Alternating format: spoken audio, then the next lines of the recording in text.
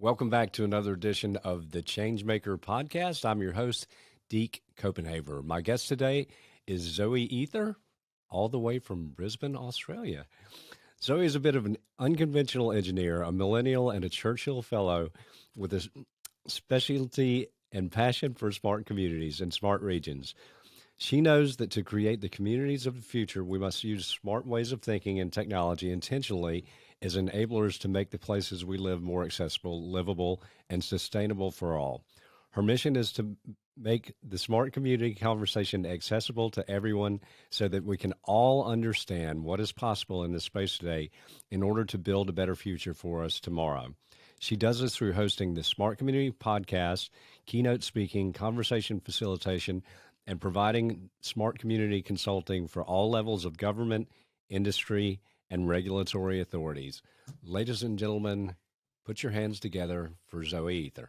Welcome to the Changemaker podcast, hosted by Deke Copenhaver. Deke is the author of The Changemaker, a Forbes publishing book that has reached #1 on Amazon on multiple occasions and in multiple categories like management skills and total quality management. During this podcast, Deke interviews exceptional change-making leaders. Deke currently operates Copenhaver Consulting, where he helps local governments and other public organizations maximize their potential. He's also a sought-after public speaker. We hope that the Changemaker has an impact on you today and that you find takeaways that make you a better leader in your life. Now, here's Deke. Welcome, Zoe. Thank you, Deke. I'm so excited to be here. I know it's just so. Just for our listening audience, one of the coolest things to me, we met through our mutual friend Carrie Grace, who's been a guest on the show, and you read my book and you came. Actually, you had a couple speaking gigs in the States in January of 2020. So you got to come to Augusta and we got to spend a day together, which was an awesome day.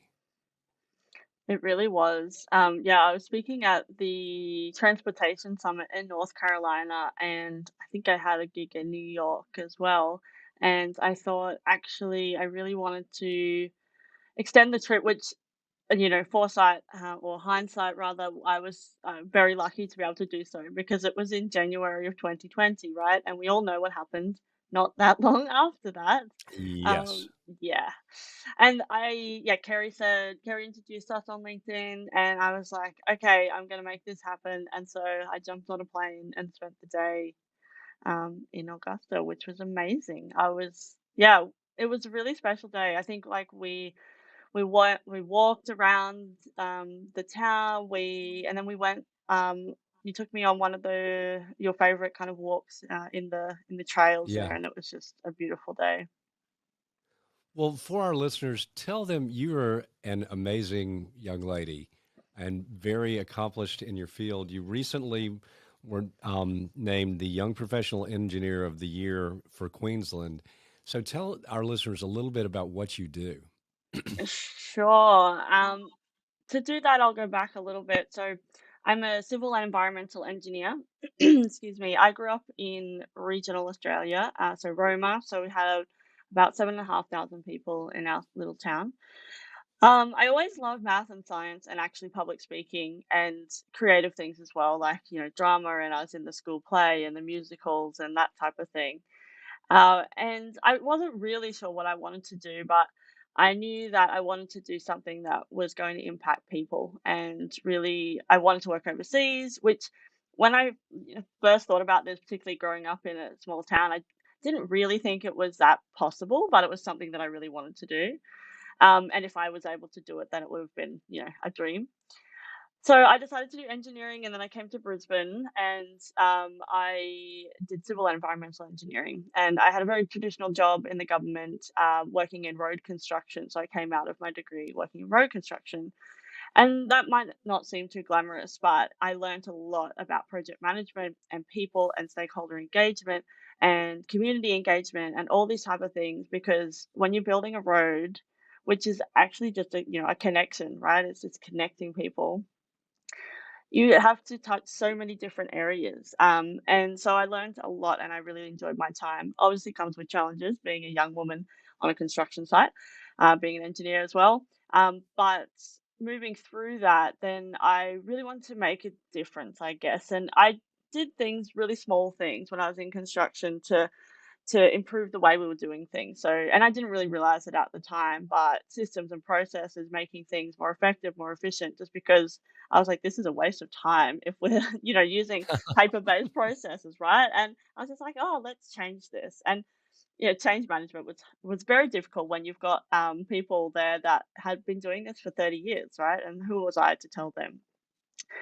But little did I know that's kind of what I do now, but just in a more, I guess, a technology sense and maybe a wider sense. But when I left construction, I came to Toowoomba where I live now. I live between Toowoomba and Brisbane, and I worked on a really big project there, and that was really great. But I really, really, really wanted to work overseas.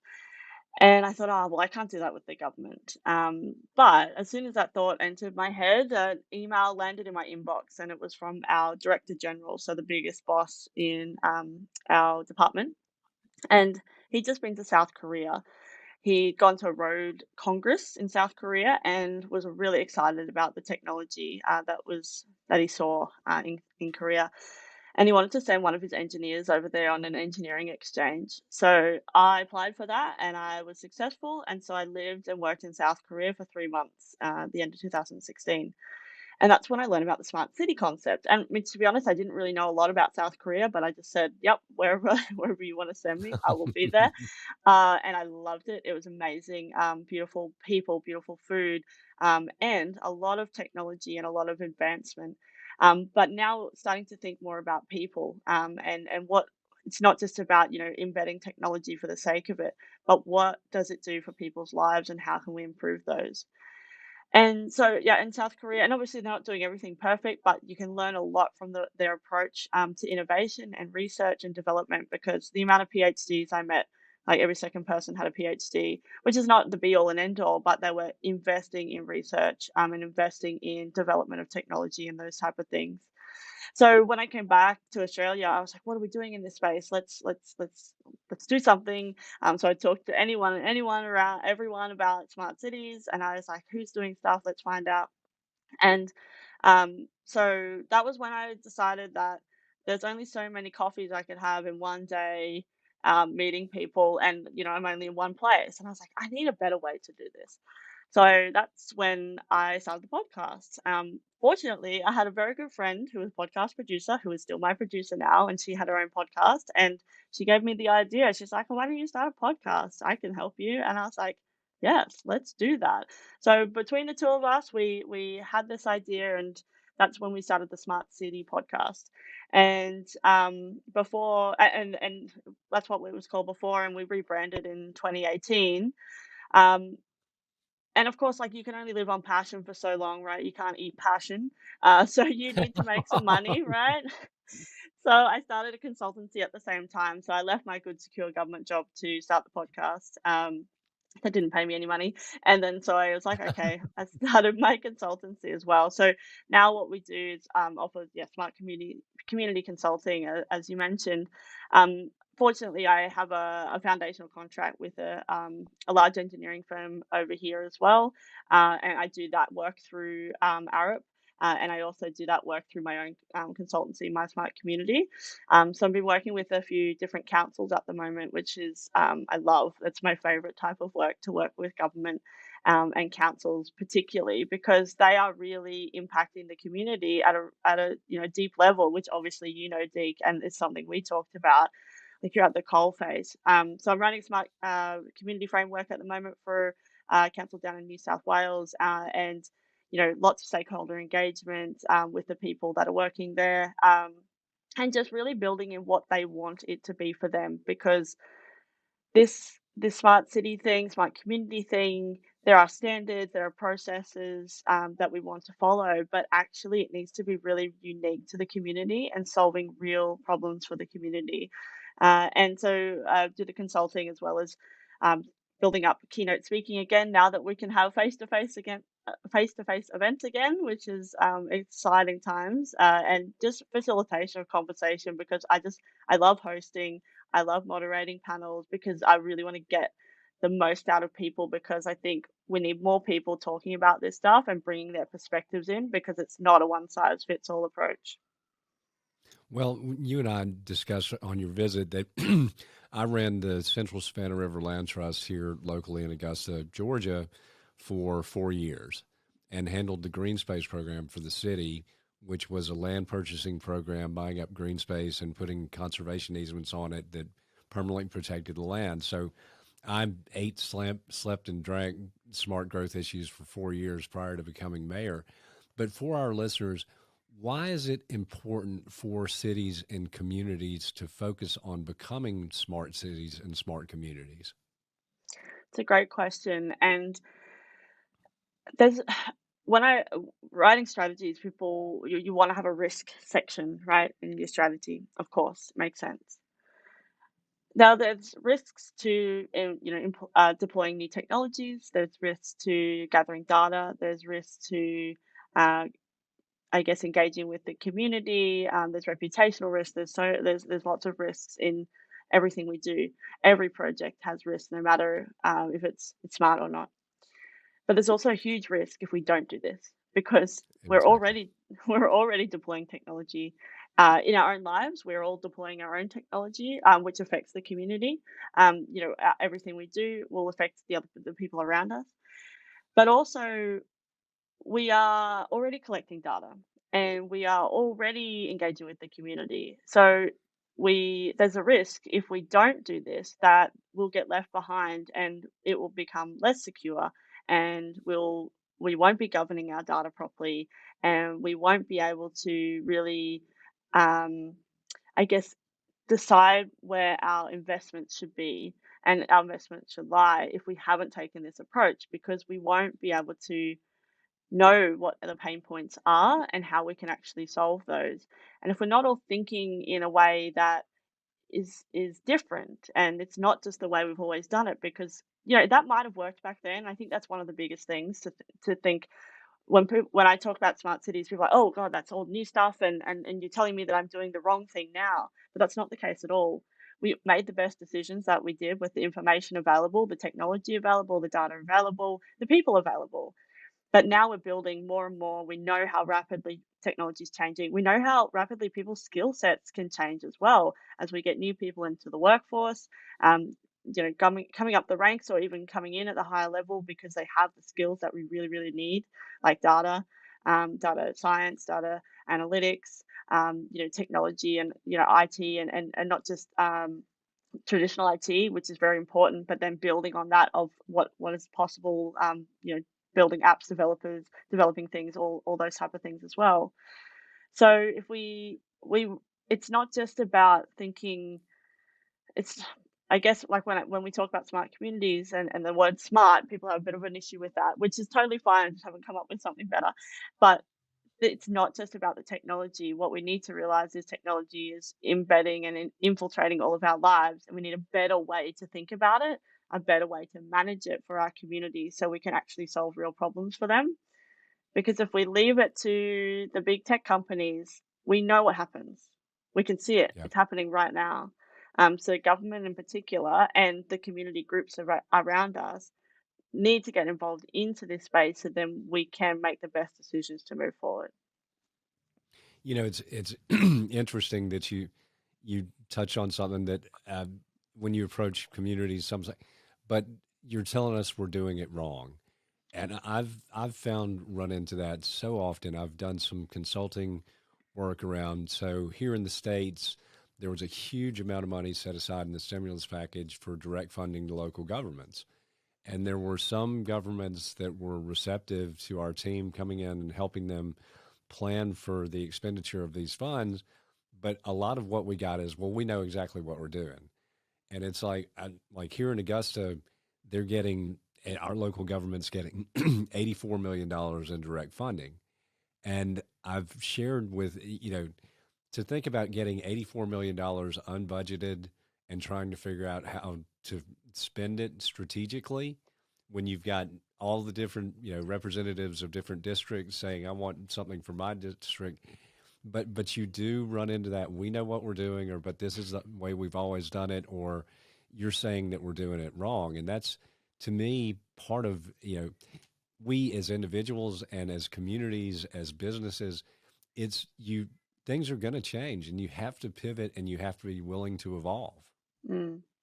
And it's an interesting one. One of the other things I've been thinking a lot about recently, and in some of the work that I've been doing has come up, is this stuff is actually about improving the well-being of not just the community, which is really important, but also the people working in government, because we know there's not enough resources. We know there's not enough time to do everything. We know that, to we want to improve our skill sets because we're when we first like started in the council, things are different, or government, or even any job that but there's no time to upskill. There's no time to look at new systems. There's no time for this, that, and the other.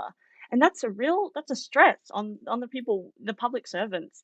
And I think that if we can use technology to improve processes, like, it sounds pretty, boring and mundane, but that's one of my favorite things to do, is improve boring government processes. Um, then we can actually improve the well-being of people, because you're buying back their time, so then they can think more creatively and have real purpose. And I think we haven't quite made that connection fully in this space, but that's really what we want to focus on as well. It's not just about, particularly in government, making things, more profitable, obviously not profitable, but making more money. And we're not a private enterprise, but we also need to be sustainably, financially sustainable, right? But if we can shift that money around so it's not being wasted on, not, I don't want to say wasted, because we made the best decisions with the information we had at the time, but we could find efficiencies. And across a government, we know that even just a 1 to 2, but if we can get a 5% efficiency across such a broad area, we know how much money that can save, and time and resources, right?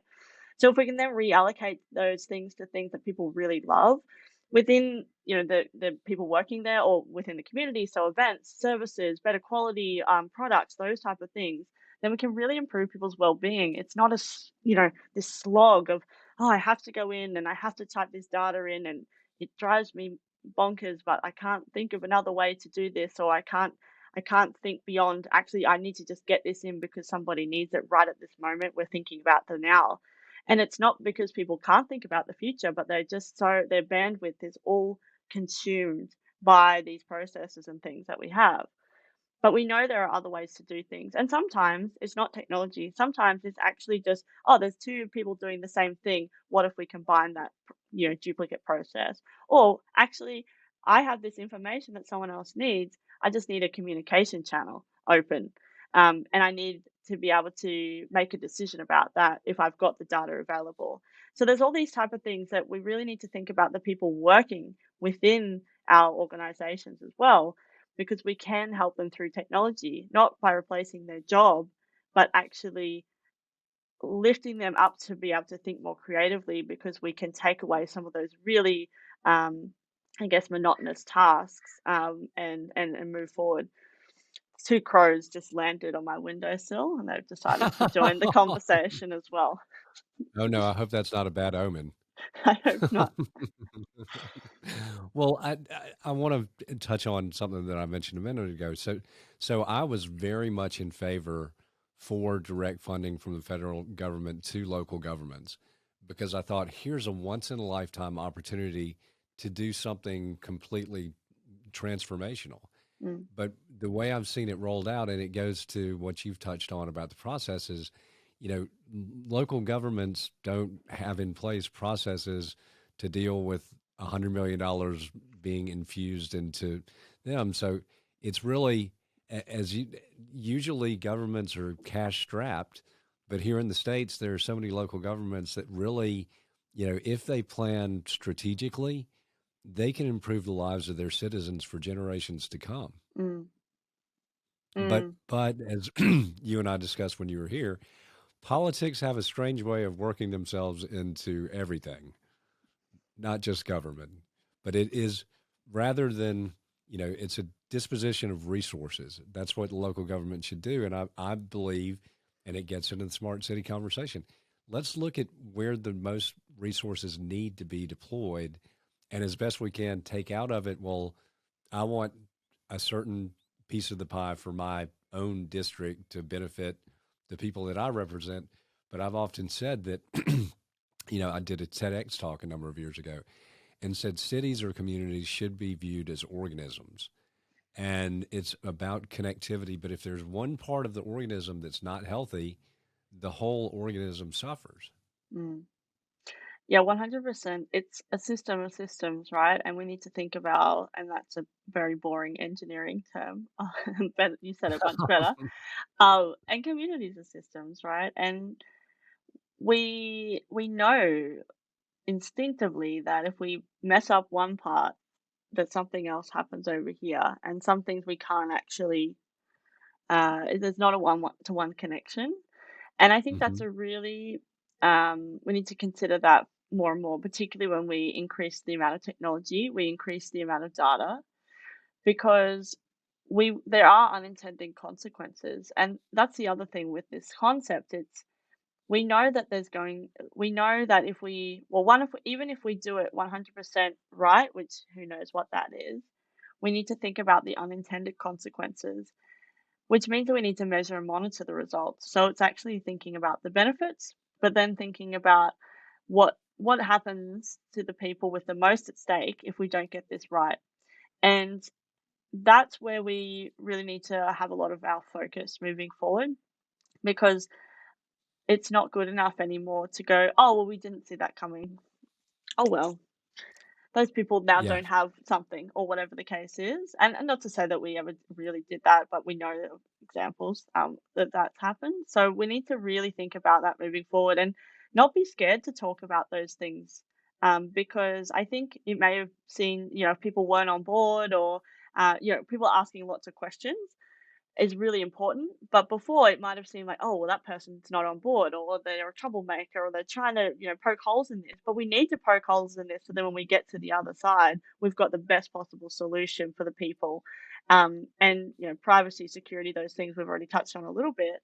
But we need to embed those things in from the very beginning, particularly privacy, very different, um, I guess, to design that in from the very beginning.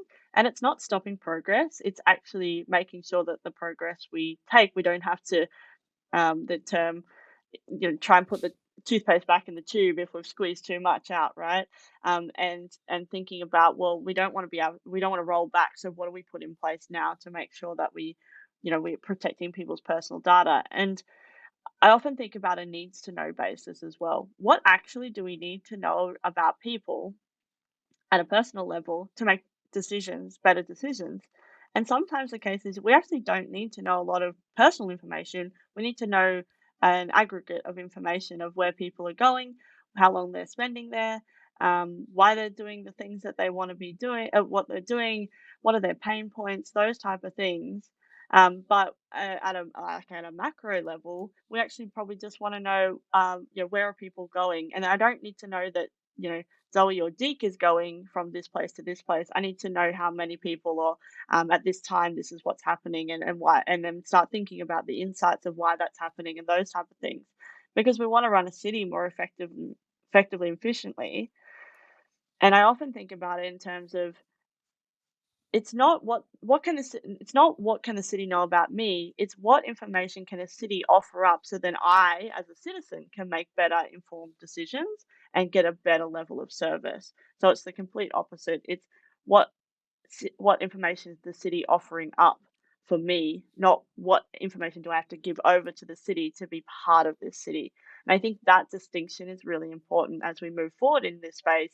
And if we keep that question front of mind, then we can make better decisions about the things we want to implement.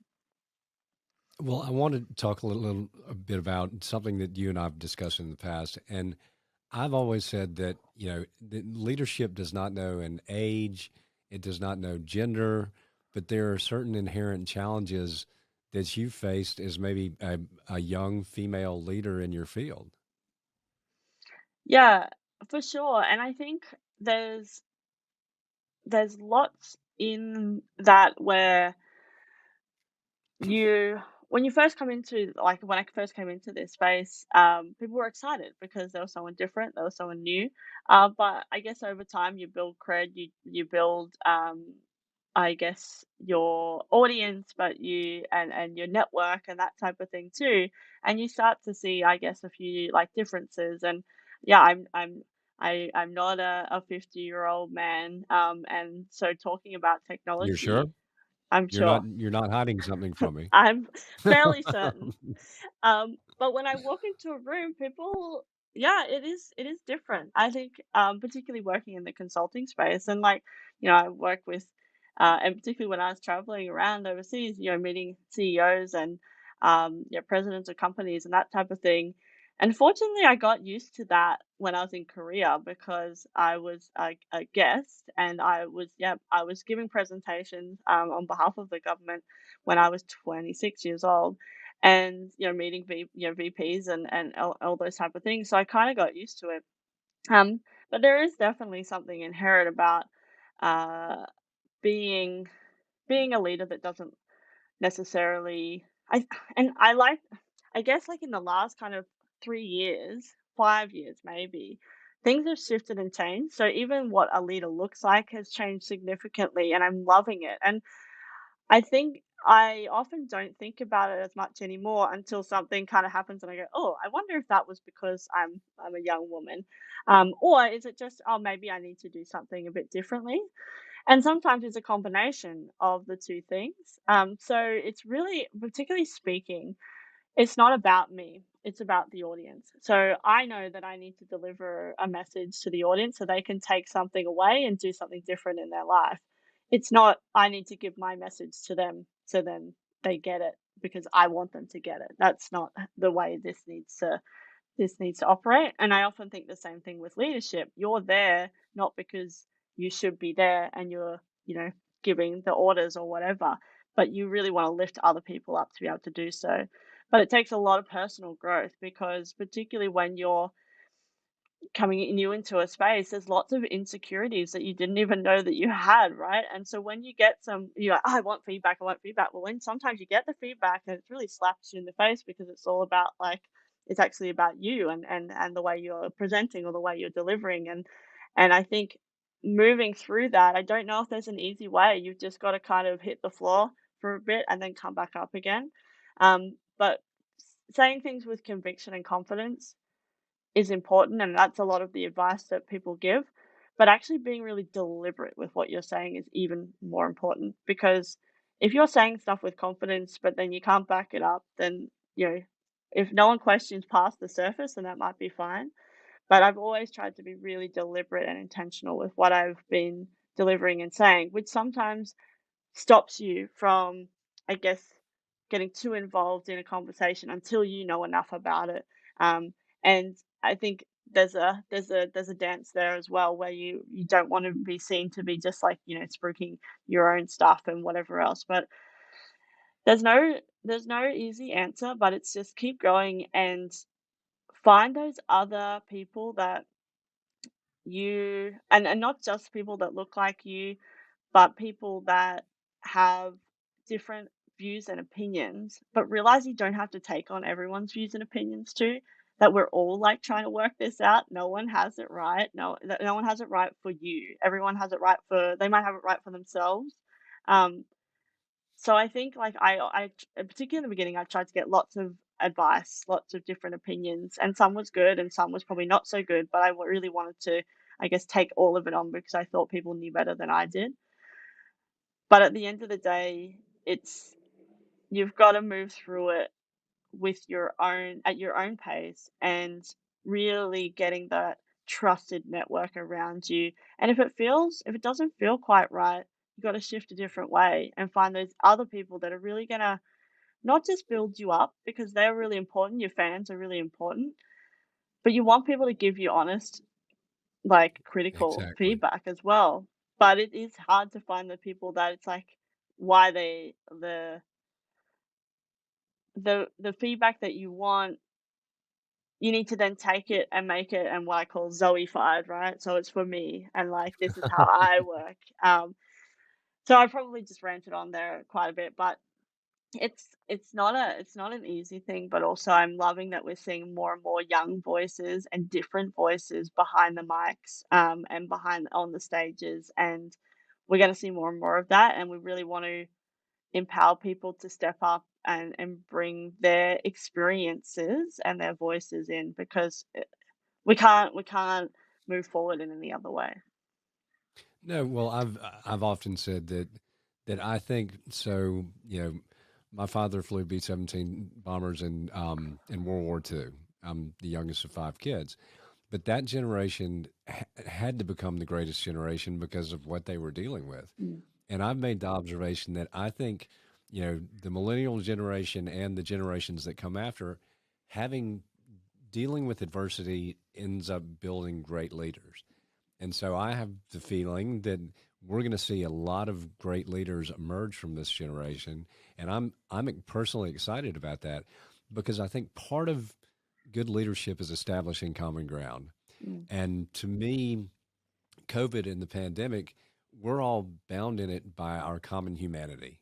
We've all had to deal with it in some way, so it gives a shared experience that we as a world have never really had. But I do believe, and it's funny, and I talk with people about it. It's just so easy to label any generation, Mm. right? So, millennials are always on their phones, blah blah blah blah. Blah. They're snowflakes. They're lazy. I'm like, you can't, not every generation. That's an easy thing to do, but nobody in any generation are all alike, and I think that's a good and healthy thing. Yeah, I totally agree. And I think the other thing on the opposite, I guess, side is that people can learn new skills. Like, because it's kind of like, oh, the tech generation and digital natives or whatever, which is great. And like, will younger people and people younger than me as well have different skill sets growing up than say my parents did. But it's not to say that they can't learn, and that this lifelong learning, I think, is really, really important. But I think when we start looking for the differences, like you were saying, then that's when we get the division. But then when you realize that, oh, like, we're actually trying to achieve the same thing, and we're going to come at it different ways. And if we really bring that together, then we can make real change. And because, like, I love working with a range of different people and really listening to what is important to them, and then thinking about them bringing that experience to the table, I guess. And learning from different leaders, and like you said, like, younger people can teach the skills that they have, but you can actually learn so much from older people as well, because like you said, they've had different experiences. Like, um I mean, even I was talking to some grade 12s a couple of days ago, and like, I said something like, I didn't have the internet until I was 11, right? And so we had to build skills, and Deke, like, that you would have a different experience again. And I built certain skills, like, we were very creative of how we, like, made sure our friends knew that they were going to come over on the weekends, or whatever the case is, and you just spent all day together because you couldn't contact each other, so you just, like, hung out all day or whatever. Or even riding around, or bikes, and me growing up in a regional area, that's a different context, and I learnt different skills. So it's not thinking about, like, oh, I didn't get this or you don't have that. It's what do you bring to the table, and what can we learn and teach each other? Well, it's interesting. I had a guy from Los Angeles reach out to me this week about my podcast, and he said, you're creating great content, but how are you really distributing it? Mm, And I've got great producers. I've got, I love the quality of it, but it got me thinking. And he said, because he said, well, what Instagram did was they saw that TikTok was doing 60-second clips, and they said, we'll just do 30-second. He said, but it's hard to educate people through 30-second clips. But I said, but I'm like, and he said, but knowledge is extremely valuable, and you have the knowledge that the younger generation needs. And I said, well, I think part of my calling at this point is to mentor that younger generation. I said, but if that's the way that we get the information out there, because that's the way that generation is consuming their information, then let's do, what's going to be effective for getting information and getting content out to that generation. And so mm, rather than looking at it and saying, oh, they've got short attention spans, throw up your hands. I'm like, so how do we get to where they are? And I agree with you. I love cross generational learning and leadership, and I learn so much from you personally and from your generation. It's cool, and we can all inspire each other. Mm. That's such an important point, and it's like not just the example you gave was a brilliant one, but we can also use that with our community. It's the channels of communication, and not only do you need to make sure that the channel is right, so it's a 30-second clip or whatever it is, or maybe in some towns it's a paper-based flyer or whatever the case is, plus a QR code, plus a website, or plus whatever else it happens to be. So we need to, if we're talking about smart communities and we need to think about the channels that we want to deliver that, or that we need to deliver that information, so then the person on the other end can consume it. So it's not just the channel is the first thing, but then the language that we use. Language is so important. So you're not going to go and talk, with all these terminologies that no one's going to know and whatever to sound really smart or whatever, because no one's going to get it. They don't understand. They're going to switch off completely and just go, oh, well, that was. They won't even think about it again because it didn't enter their thoughts. And so one of the reasons I started the podcast was to make this conversation really accessible. So my mum could listen to the podcast and get something out of it, but a CEO of a tech company could also listen and get something out of it, because we won't all get the same things out of it, but the channel is there and the information is there, and you take what you need and then you create your own recipe.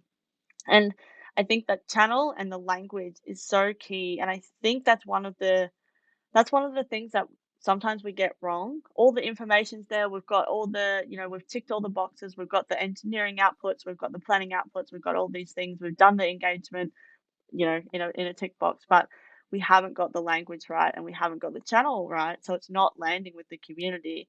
And so that's when we really need to step back and go, well, how do they consume the information and how do we need to then present it to them? Because again, it's not about me giving them information. It's about them being able to take in what they need from that, and really take, like, to embed it into their lives. Like, that's the reason we're doing this, so they can take something and do something with it. Well, at the end of the day, I think good leadership is really about helping people, which is what's in your DNA and in your spirit. So I want to, as we get towards the end, I want to thank you for what you do, but I also want to ask a question that I like to ask all my guests. Now, this is my sort of become my hook because Love it. somebody gave me the advice to do this. Who's a really good podcaster. Um, so, what puts a smile on your face on a daily basis and fills your heart with joy? That's such a good question. And something I've been thinking about a lot, particularly during the pandemic. What do I actually do that I love? Because I love my work. I love doing the things I do.